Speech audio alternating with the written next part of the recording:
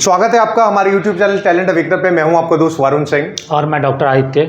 आज जो talent awakener के गेस्ट हैं उन्हें किसी परिचय की ज़रूरत नहीं है। आप सब लोगों ने उन्हें CUET के वीडियो में देखा है। मैं उनका स्वागत करता हूं। स्वागत है डॉक्टर आदित्य आपका। आज हम जिस टॉपिक पे बात करने वाले हैं वो है CTET। तो सबसे पहले आपसे जानना चाहेंगे डॉक्टर आदित्य कि CTET क्या है बेसिकली। ये एक टीचर एलिजिबिलिटी टेस्ट है, शिक्षक पात्रता परीक्षा। बच्चों का कुछ बच्चों का सपना होता है कि वो शिक्षक बने।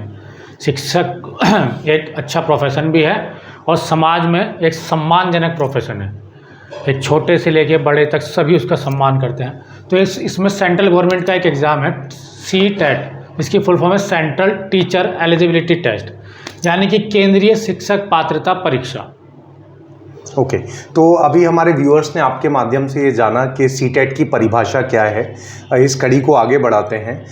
इसमें एलिजिबिलिटी क्राइटेरिया क्या है CTET के लिए? देखिए, इसका एलिजिबिलिटी जो क्राइटेरिया है, इसमें एक तो ग्रेजुएट बनना चाहिए बंदे को, है ना, स्नातक पास हो। उसके साथ 2 इयर्स का डिप्लोमा या फिर डिग्री।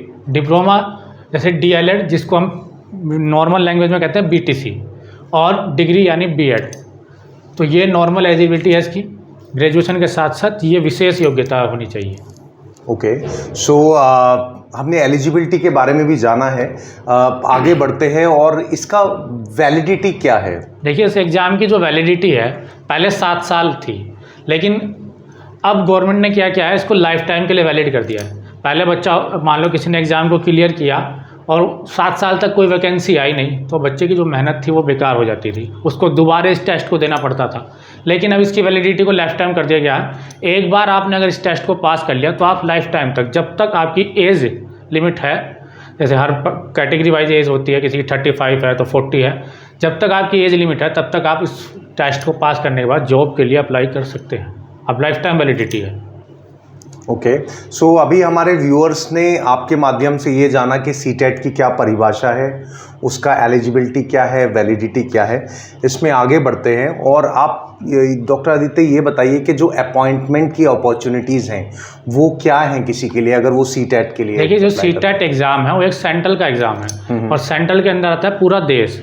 इसमें जिस स्टेट में आप रहते हैं उसमें तो आप अप्लाई कर ही सकते हैं, और जो दूसरे स्टेट की वैकेंसी निकलती है उसमें भी अप्लाई कर सकते हैं। और जो सेंट्रल की वैकेंसी निकली, जैसे नवोदय विद्यालय, केंद्रीय विद्यालय, एयरफोर्स के विद्यालय, उन विद्यालयों में जब भी वैकेंसी निकलती है उसमें भी आप अप्लाई कर सकते हैं।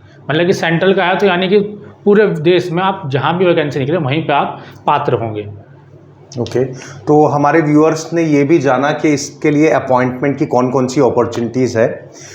डॉक्टर आदित्य, जो लेवल ऑफ एग्ज़ाम है CTET के लिए, उस पर भी आप कुछ रोशनी डालिए जिससे व्यूअर्स को उसके बारे में पता CTET का जो एग्ज़ाम है वो 2 लेवल में होता है। ठीक है, वो बच्चे की चॉइस है, वो दोनों लेवल देना चाहे या कोई मात्र एक लेवल देना चाहे। कुछ बच्चों की चॉइस होती है कि वो भैया हम छोटे बच्चों को नहीं पढ़ाएंगे तो सिर्फ लेवल 2 दे सकते हैं। जो कक्षा 8 तक के स्कूल होते हैं सरकारी, उसमें अपॉइंटमेंट होता है। और जो लेवल 1 है वो प्राइमरी टीचर, जैसे गाँवों में आपने देखा होगा छोटे छोटे स्कूल जो खुले रहते हैं, प्राथमिक पाठशाला जिनको कहते हैं, उसके लिए लेवल 1 का एग्ज़ाम पास होना ज़रूरी है।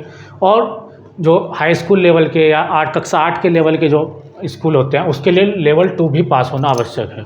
तो 2 लेवल में एग्ज़ाम होते हैं। बच्चे की अपनी चॉइस है कि वो दोनों एग्ज़ाम देना चाहे या एक एग्ज़ाम देना चाहे। ओके तो अभी व्यूअर्स हम लोग आगे बढ़े हैं इस जर्नी पे, CTET की जर्नी पे, जहां हमने ये जाना कि CTET की परिभाषा क्या है, हमने जाना कि एलिजिबिलिटी क्राइटेरिया क्या है, इसका वैलिडिटी क्या है, कहां कहां अपॉइंटमेंट की अपॉर्चुनिटीज़ क्या है, और लेवल ऑफ एग्ज़ाम क्या है, इसका जो हमें आदित्य जी ने अभी बताया।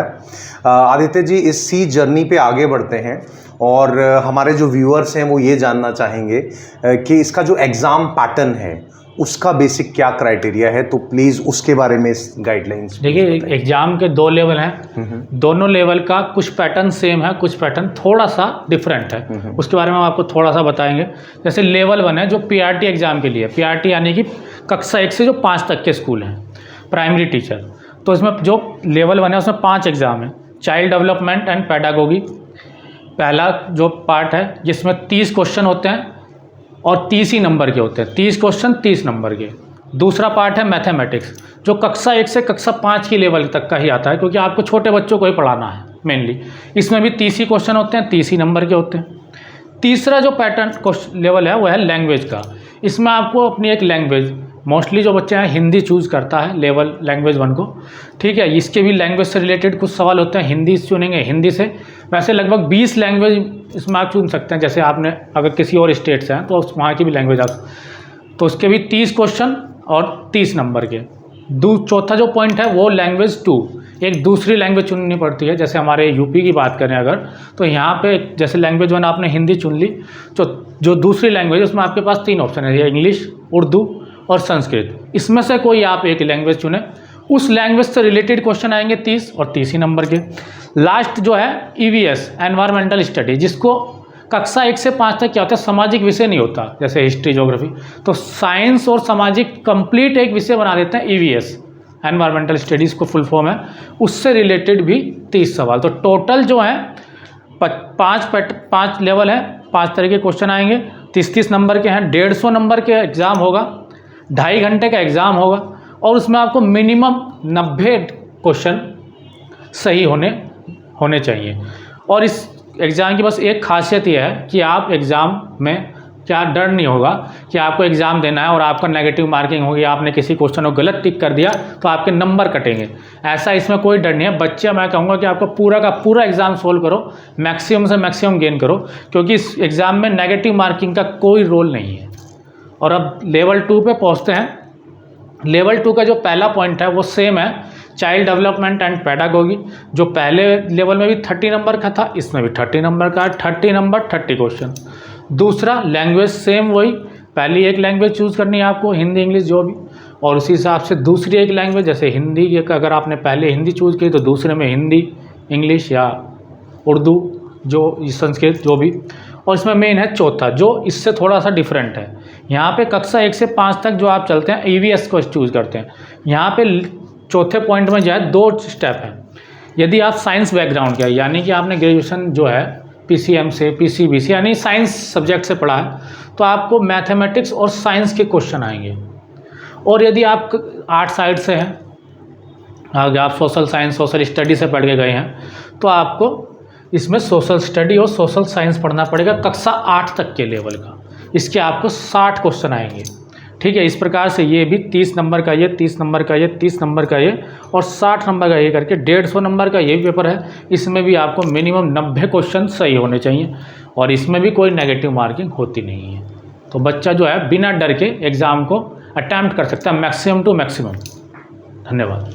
Okay, so thanks a lot Aditya ji, आपने हमें एग्ज़ाम पैटर्न के बारे में भी हमारे व्यूअर्स को बताया, उनको पता चला कि वो CTET के लिए अगर ट्राई कर रहे हैं तो कैसे भूमिका बनाएं और कैसे उस रास्ते पे बढ़ें।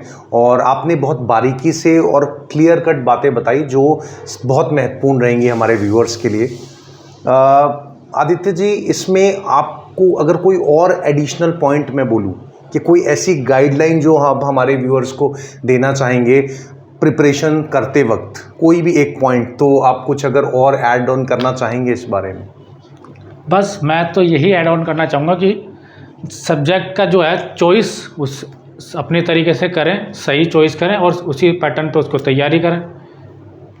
ओके, तो आपने देखा कि एक पॉइंट ये बताया कि एक तो चॉइस बहुत इम्पॉर्टेंट है और उसी हिसाब से वो तैयारी की तरफ आगे बढ़े, तो वो बहुत इम्पॉर्टेंट है, उसका आप ध्यान रखें। हम हमेशा अपनी वीडियो जब एंड करते हैं तो कोई ना कोई स्टोरी लेके आते हैं। आज बहुत महत्वपूर्ण एक टॉपिक है, हम एक गुरु के बारे में बात कर रहे हैं, हम एक शिक्षक के बारे में बात कर रहे हैं, CTET की बात हो रही है। तो एक बड़ी खूबसूरत सी कहानी है, आप सबको शेयर करूंगा मैं।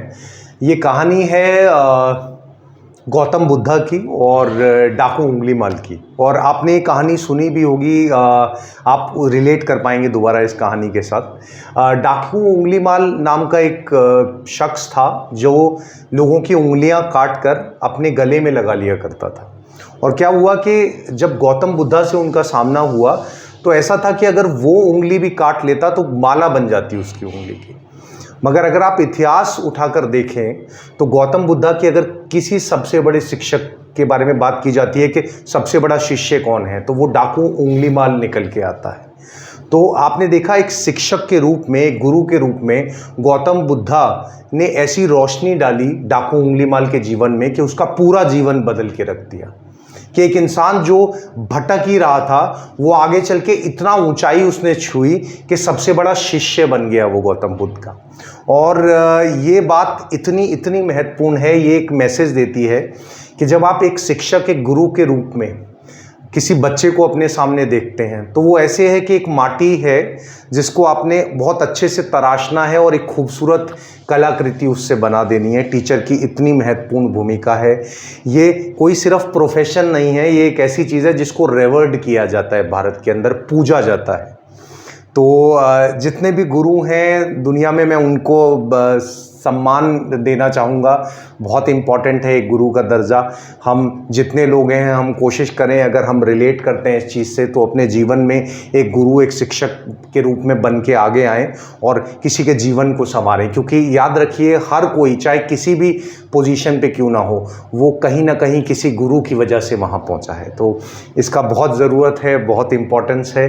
आप सब लोग अपना ध्यान रखिएगा। आप बहुत ख़ास हैं, स्पेशल हैं, हमेशा मुस्कराते रहिए। Thank you very much Aditya ji, एक बार फिर आप सबका God bless you. Thank you very much. Thank you.